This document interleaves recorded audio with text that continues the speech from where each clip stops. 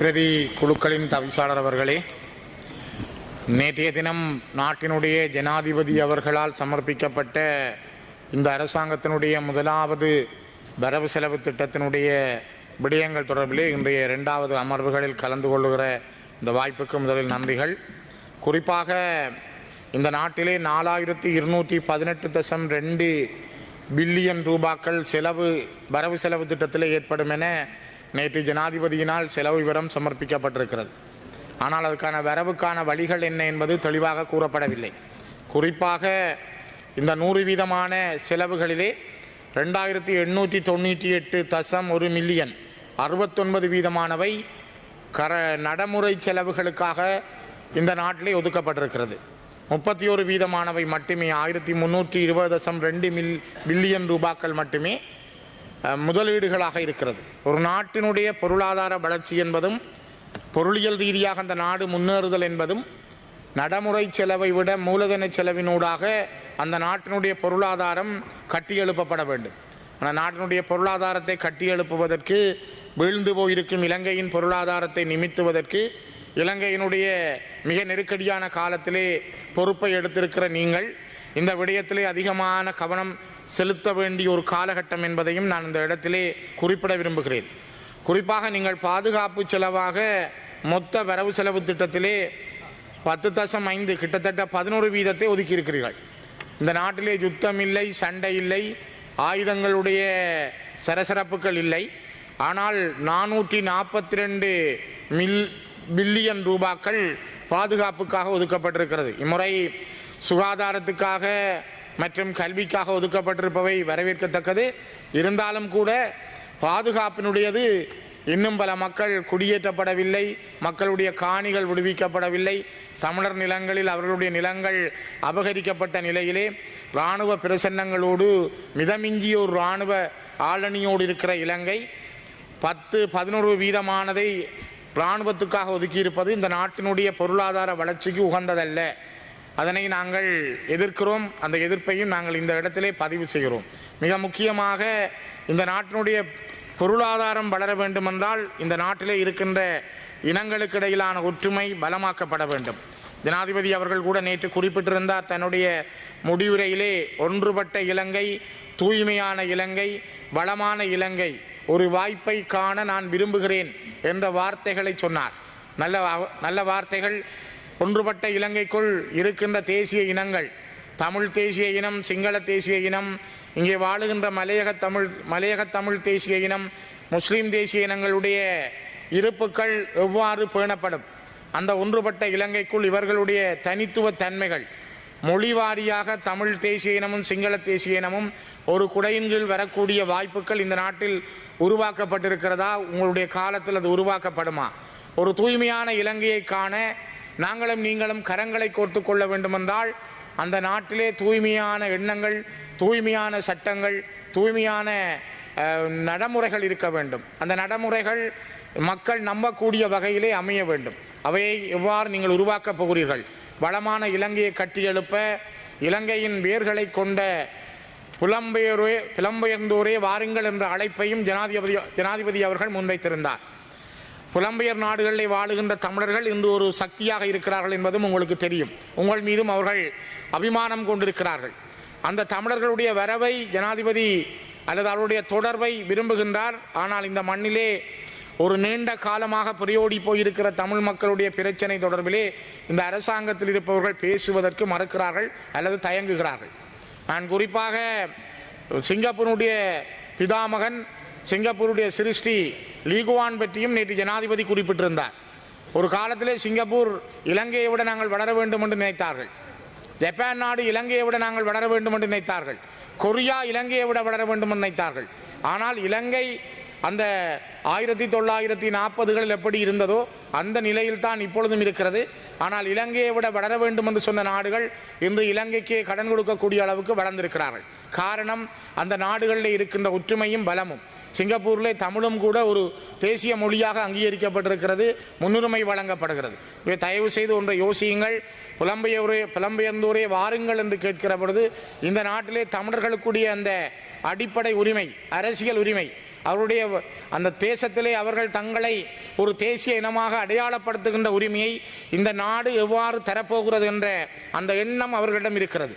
குறிப்பாக தலைமை தாங்கும் பிரதி குழுக்களின் தவிசாளர் அவர்களே, இந்த நாட்டிலே சமஷ்டி பற்றி பேசப்பட்டு கிட்டத்தட்ட 100 ஆண்டுகள் நெருங்குகிறது.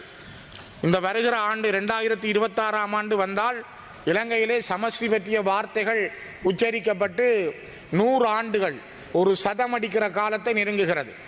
சமஷ்டி என்ற சொல் இலங்கை அரசியலில் அறிமுகமாகி 100 வருடங்கள் நெருக்கமாகிறது. 1926ஆம் ஆண்டு ஜூலை 17 சிலோன் மார்னிங் லீடர் என்கிற பத்திரிகையில் எஸ்டாவ்லியாடி பண்டார்நாயக்கா அவர்கள் எழுதிய ஒரு கட்டுரை, இந்த நாட்டிலே எவ்வாறு சமஷ்டி இருந்தால் கரையோர சிங்களம், மலைநாட்டு சிங்களம், வடக்கு கிழக்கிலே வாழுகின்ற தமிழர்கள் எவ்வாறு 3 பிரிவுகளாக 3 சமஷ்டி அலகுகளாக இந்த நாட்டை கொண்டு செல்லலாம் என அவர் தொடர்ந்து 6 கட்டுரைகளை அந்த காலகட்டங்களில் எழுதியிருந்தார். யாழ்ப்பாணத்திலே அவர் இளைஞர் கழகத்திடம் உரையாற்றுகிற பொழுதும் தன்னுடைய விடயத்தை சொல்லியிருந்தார். இது ஒரு மிக முக்கியமானது. ஏனென்றால் 1957 ஜூலை 26 தமிழரசு கட்சி தலைவர் அமரர் SKV செல்வநாயகத்துடன் பிராந்திய சபைகளுக்கான புதிய அரசியல் அமைப்பை அமைக்கும் வகையிலான பண்டா செல்வா ஒப்பந்தம் எழுதப்படுவதற்கு முதல் கிட்டத்தட்ட 25 ஆண்டுகளுக்கு முதல் அவர் இந்த கட்டுரைகளை எழுதி இந்த நாட்டிலே தன்னுடைய முன்மொழிவுகளை வைத்திருந்தார். 1949ஆம் ஆண்டு, அதாவது எஸ்டாவ்லியாடி பண்டார்நாயக்கா அவர்கள் 26 சமஷ்டி பற்றி பேசியிருந்தார். ஆனால் 1949ஆம் ஆண்டு டிசம்பர் 18 இலங்கையினுடைய முதலாவது சமஷ்டி கட்சியின் அங்குரார்ப்பண கூட்ட உரையில் தமிழர்களின் தேசிய தந்தை செல்வநாயகம் அவர்கள் பின்வருமாறு கூறினார்: தமிழ் பேசும் சுயாட்சி மாகாண அலகையும் சிங்கள சுயாட்சி மாகாண அலகையும் உள்ளடக்கி இரண்டுக்கும் பொதுவான மத்திய அரசுக்கு வழி செய்யும் சமஷ்டி யாப்பொன்றை இலங்கைக்கு கொண்டு வர வேண்டும். தமிழ் பேசும் சிறிய தேசம் அழிந்து அல்லது பெரிய தேசத்தால் சிதைக்கப்பட்டு போவதை தவிர்ப்பதற்கான முன்மொழிவுகள் அதில் கொண்டு வரப்பட வேண்டும். இது தந்தை செல்வா அவர்கள் 1949ஆம் ஆண்டு இலங்கை தமிழரசு கட்சியை சமஷ்டி கட்சியாக அங்குரார்ப்பணம் செய்த பொழுது அவர் ஆற்றிய உரை. இது ஒரு தீர்க்க தரிசனமான உரை. இந்த உரை இந்த நாட்டிலே பல்வேறு காலகட்டங்களில் அதிகார பகிர்வு பற்றி பேசப்படுகிற பொழுதெல்லாம் சொல்லப்பட்டது.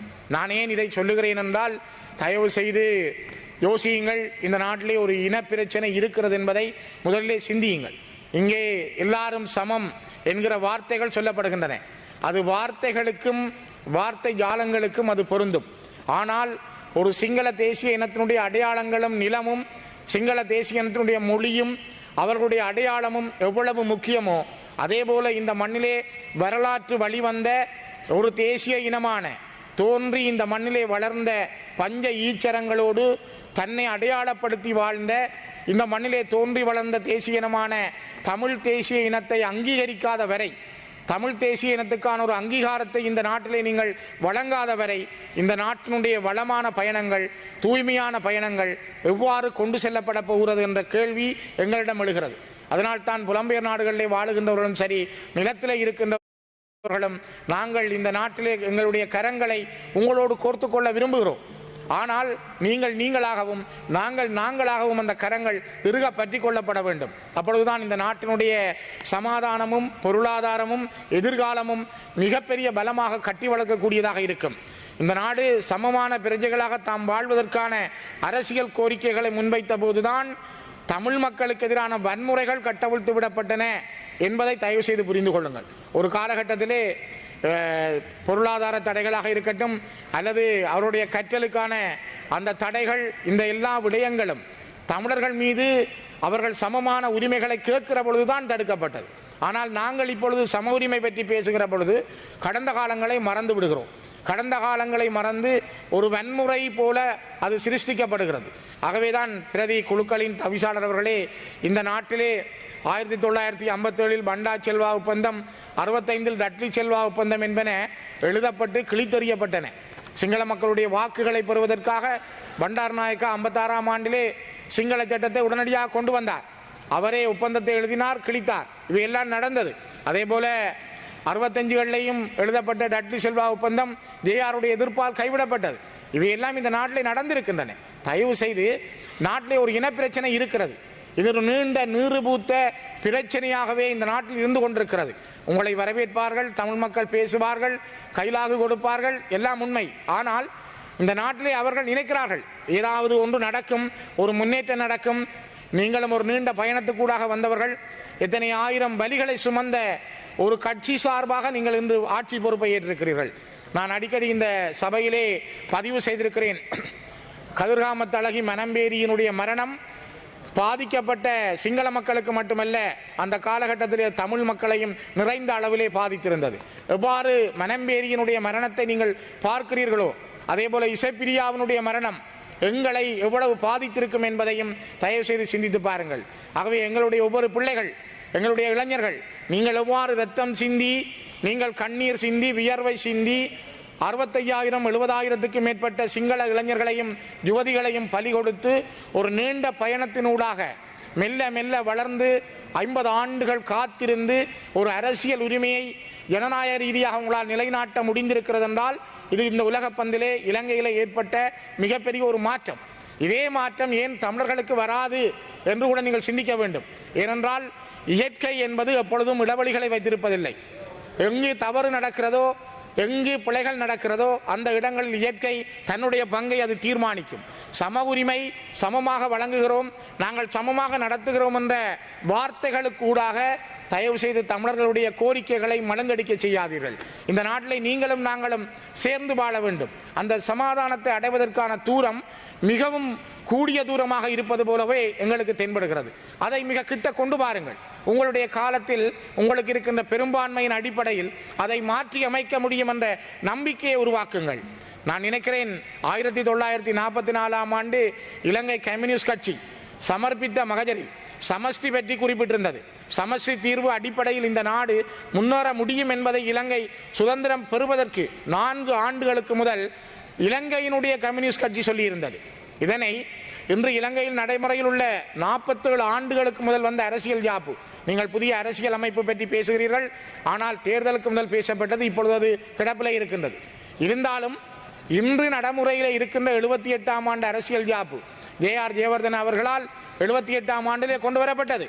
இந்த அரசியல் யாப்பு கொண்டு வரப்பட்டு அவர் தன்னுடைய அந்திம காலத்தில் மரணம் அடைகின்ற பொழுது 1995ஆம் ஆண்டு ஜனவரி 1ஆம் தேதி தி சண்டே டைம்ஸ் பத்திரிகைக்கு அவர் வழங்கிய செவியிலே வடக்கு கிழக்கு இன முரண்பாட்டை தீர்ப்பதற்கு முதல் தெரிவாக இருக்கக்கூடியது சமஷ்டி அரசுதான் என்ற வார்த்தைகளை அவர் குறிப்பிட்டிருந்தார்.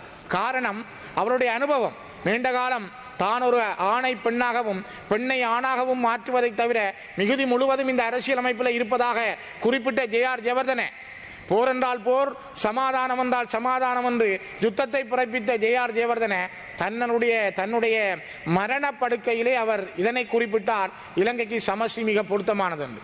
தயவு செய்து யோசியுங்கள். காலம் உங்களுக்கு ஒரு வாய்ப்பை தந்திருக்கிறது, வரலாறு உங்களுக்கு ஒரு நல்ல வாய்ப்பை தந்திருக்கிறது. இந்த காலத்தினுடைய வாய்ப்பையும் வரலாற்றினுடைய சந்தர்ப்பத்தையும் தெளிவாக புரிந்து கொண்டால் தமிழ் மக்களும் சிங்கள மக்களும், தமிழ் பேசும் மக்களும் சிங்கள மக்களும் இந்த மண்ணிலே ஒன்றாக கைகோர்த்து இந்த நாட்டை வளர்ப்பது மிக நீண்ட தூரத்துக்கு செல்லாது. ஆனால் அந்த ஒன்றாக இருத்தல் என்பது சம உரிமை அல்ல.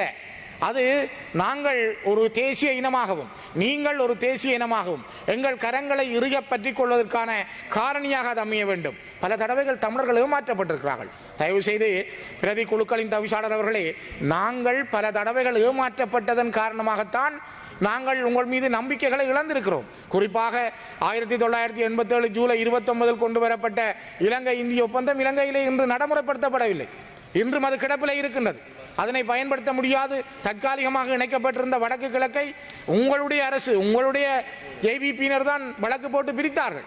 ஆகவே சமாதானத்தினுடைய கதவுகளை திறக்க வேண்டிய மிகப்பெரிய சாவி இன்று உங்களுடைய கையில் இருக்கிறது. இது உங்களுடைய பொறுப்பு, உங்களுடைய கடமை. அதே போல ஆர் பிரேமதாசா காலத்திலே மங்கள முனசிங்க தெரிவுக்குழு தீர்வு ஆலோசனைகள் கொண்டு வரப்பட்டு கிடப்பிலே போடப்பட்டது. 2000ஆம் ஆண்டு ஆகஸ்ட் மாதம் பாராளுமன்றத்தில் ஒரு சட்ட மூலமாக சமர்ப்பிக்கப்பட்ட தீர்வு ஆலோசனைகள் சந்திரிகா காலத்திலே கொண்டு வரப்பட்டன. சந்திரிகா காலத்தில் 95ஆம் ஆண்டு 97 அவர் மேற்கொண்ட தீர்வு ஆலோசனைகள், பிரதமர் ரணில் காலத்திலே வெளியிடப்பட்ட ஒஸ்லோ மற்றும் டோக்கியோ அறிக்கைகள், சர்வகட்சி பிரதிநிதிகள் குழுவின் அங்குரார்ப்பண கூட்டத்தில் அப்போதைய ஜனாதிபதி ராஜபக்ச அவர்கள் ஆற்றிய உரை, இந்த மஹிந்த ராஜபக்ச அவர்களால் நியமிக்கப்பட்ட வல்லுநர் குழு ஆகியவற்றின் அறிக்கைகள் அதிகார பகிர்வு பற்றி பேசின. ஒரு அருமையான சந்தர்ப்பம் இந்த நாட்டில் இருந்தது. 2010ஆம் ஆண்டு போரை முடிவுக்கு கொண்டு வந்தேன். நான் தான் ராஜா. சிங்கள மக்கள் மஹிந்த ராஜபக்சவை ஒரு பெரிய ராஜாவாக பார்த்தார்கள். மஹிந்த ராஜபக்சவுக்கு வரலாறு மிகப்பெரிய வாய்ப்பை கொடுத்திருந்தது. அவர் நினைத்திருந்தால் அந்த நேரம் ஒரு மிகப்பெரிய அதிகார பகிர்வுடன் கூடிய சமஷ்டி அடிப்படையிலான அரசியல் தீர்வை முன்வைத்திருந்தால் சிங்கள மக்கள் எதிர்த்திருக்க மாட்டார்கள். அதே காலகட்ட வாய்ப்பொன்று இன்று உங்கள் கைகளுக்கு வந்திருக்கிறது. உங்களிடம் அந்த பெரும்பான்மை இருக்கிறது. சிங்கள மக்கள் உங்களை நம்புகிறார்கள். சிங்கள சகோதரர்கள், சிங்கள சகோதரிகள் உங்களை நம்புகின்றார்கள். நீங்கள் அந்த நம்பிக்கையை கட்டி வளர்த்திருக்கிறீர்கள். மெல்ல மெல்ல 50 ஆண்டுகள் வளர்த்திருக்கிறீர்கள். அதனால் தான் நான் உங்களிடம் கேட்கிறேன், இந்த நம்பிக்கையினூடாக இந்த நாட்டில் இருக்கின்ற நல்லெண்ணங்களை வளர்ப்பதற்கு ஒரு சமாதான யுகத்தை ஆரம்பியுங்கள். அதை விரைவாக செய்யுங்கள். குறிப்பாக 2016ஆம் ஆண்டு நவம்பர் 8ஆம் தேதி ஜனாதிபதி மைத்ரிபால சிறிசேன அவர்களின் தலைமையில் கொழும்பு இலங்கை மன்ற கல்லூரியில் நடைபெற்ற அமரர் மாதுளுவாவே சோபித தேரருடைய ஓராண்டு நிறைவு நிகழ்வில் நினைவுரையாற்றிய கொழும்பு பல்கலைக்கழக சிங்கள பாட பேராசிரியர் சரத் விஜயசூரிய பின்வருமாறு குறிப்பிட்டார். இனங்களுக்கிடையே நல்லிணக்கத்தை கட்டியெழுப்பி புதிய அரசியல் அமைப்பின் மூலம் அதிகார பகிர்வை மேற்கொள்வதற்கான சிறந்த சந்தர்ப்பம் இதுவாகும். உருவாகியுள்ள சிறந்த சந்தர்ப்பத்தை பயன்படுத்தி நாட்டிற்கான துணிச்சலான தீர்மானத்தை எடுக்க தவறினால் நாடு எதிர்கொள்ளும் பின்னடைவை தடுக்க முடியாது போகும் என அவர் மிக தெளிவாகவே குறிப்பிட்டிருந்தார். தயவுசெய்து இவர்களுடைய கருத்துக்களை கொஞ்சம் சிறப்பாக எடுங்கள். 2016ஆம் ஆண்டு பாராளுமன்றம் அரசியலமைப்பு சபையாக இருந்த பொழுது இங்கே மனித உரிமைகள் பற்றி ஒரு குழு உருவாக்கப்பட்டது. அந்த குழுவில் நானும் ஒரு அங்கத்தவராக இருந்தேன். அந்த குழுவிற்கு முன்னால் பேராதனை பல்கலைக்கழகத்தினுடைய அரசியல் துறை பாட பேராசிரியர் நவரத்ன அவர்கள் பின்வருமாறு தன்னுடைய சாட்சியத்தை பகிர்ந்தார். இலங்கையிலே 2 தேசிய இனங்கள் உண்டு என்பதை நாங்கள் ஏற்றுக்கொள்ள வேண்டும். ஒன்று சிங்கள மொழி பேசுகின்ற சிங்கள தேசிய இனம், மற்றது தமிழ் மொழி பேசுகின்ற தமிழ் தேசிய இனம். இந்த அடிப்படைகளை ஏற்றுக்கொள்ளுகின்ற போதுதான் இந்த நாட்டிலே சரியான ஒரு தீர்வை நோக்கி எங்களால் செல்ல முடியும் என சொன்னார். தயவு செய்து யோசித்து பாருங்கள். இதே சபையிலே கௌரவ பிரதி குழுக்களின் தவிசாளர் அவர்களே, இதே சபையிலே 2015 மார்ச் 13ஆம் தேதி இந்த சபையிலே பாரதத்தினுடைய இன்றைய பிரதமர் அன்றைய பிரதமர் மாண்புமிகு நரேந்திர மோடி அவர்கள் இதே சபையில் இதே சிம்மாசனத்திலே இருந்து உரையாற்றுகிற பொழுது சொன்னார், கூட்டு சமஷ்டி பற்றி குறிப்பிட்டார். நான் தன்னுடைய 13 வருட முதலமைச்சருடைய அனுபவங்களை வைத்து நான் குறிப்பிடுகிறேன். இலங்கையிலே பிரச்சனையை தீர்ப்பதற்கு உங்களுக்கு முன்னாலே இருக்கக்கூடியது கூட்டு சமஷ்டி பற்றி சிந்தியுங்கள் என்று. தயவு செய்து யோசியுங்கள். நாங்கள் பொருளாதாரத்தை கட்டி வளர்ப்பதற்கு, நாங்கள் எல்லோரும் எங்களுடைய கரங்களை பலப்படுத்துவதற்கு எங்களுக்கு முன்னாலே மிகப்பெரிய செய்தி உண்டு. எனக்கு 2 நிமிடம் தாருங்கள். எனக்கு 20 நிமிடங்கள் 18 2 நிமிடம் தாருங்கள். தயவு செய்து நான் என்னுடைய கருத்தை இனம் சார்ந்து நான் சொல்ல வேண்டும். இதில் ஒரு மிக முக்கியமாக நாங்கள் குறிப்பிட வேண்டியது, இந்த காலகட்டங்களில் எல்லாம் பல பேச்சுவார்த்தைகள் நடந்தன. குறிப்பாக GL பீரிஸ் அவர்கள் கூட 2005ஆம் ஆண்டில் விடுதலை புலிகளுக்கும் அரசாங்கத்துக்கும் இடையில், ரணில் அரசுக்கும் பிரபாகரனுக்கும் இடையில் நடந்த ஒப்பந்தங்களின் அடிப்படையில் பின்வருமாறு பீரிஸ் சொல்கிறார். தமிழீழ விடுதலை புலிகளின் தலைமைத்துவத்தினால் முன்வைக்கப்பட்ட ஒரு ஆலோசனைக்கு பதிலளிக்கும் வகையில் ஐக்கிய இலங்கைக்குள் சமஷ்டி கட்டமைப்பின் அடிப்படையில் தமிழ் பேசும் மக்களின் வரலாற்று ரீதியான வாழ்விட பிரதேசங்களில் உள்ளக சுயநிர்ணய உரிமை என்னும் கோட்பாட்டின் அடிப்படையில் அமைந்த ஒரு தீர்வினை ஆராய்வதற்கு தரப்புகள் இணங்கின. ஆமா, மிக முக்கியமாக யோசித்து பாருங்கள். இங்கே இருக்கின்ற உறுப்பினர்களே, இவ்வாறெல்லாம் பல காலங்களில் பல விடயங்கள் எட்டப்பட்டிருக்கின்றன. தயவு செய்து ஒரு நிமிடம். இந்த காலங்களில் எட்டப்பட்டதை இப்பொழுது நாங்கள் பேச முடியாமல் நீங்கள் ஏன் இருக்கிறீர்கள்? ஒரு வரவு செலவு திட்டம் என்பது நாட்டினுடைய வளர்ச்சிக்கானது. நாங்கள் அதை எதிர்க்கவில்லை. ஆனால் நேற்று கூட நீங்கள் பார்த்திருப்பீங்கள், ஏக மனதாக 187 பேர் உங்களுடைய கொண்டு வரப்பட்ட தீர்மானத்துக்கு வாக்களித்திருந்தார்கள். நீங்கள் ஒரு தீர்வை கொண்டு வாருங்கள். இந்த நாட்டிலே சமஷ்டி அடிப்படையிலான தீர்வை கொண்டு வாருங்கள். இங்கே இருக்கின்றவர்கள் பெரும்பாலானவர்கள் வாக்களிப்பார்கள். சிங்கள மக்கள் அதனை ஏற்றுக்கொள்வார்கள். அதற்கான வாய்ப்பாக இந்த காலத்தை பயன்படுத்துங்கள். இது ஒரு அருமையான காலம் என்பதை நான் மீண்டும் உங்களுக்கு பதிவு செய்கின்றேன்.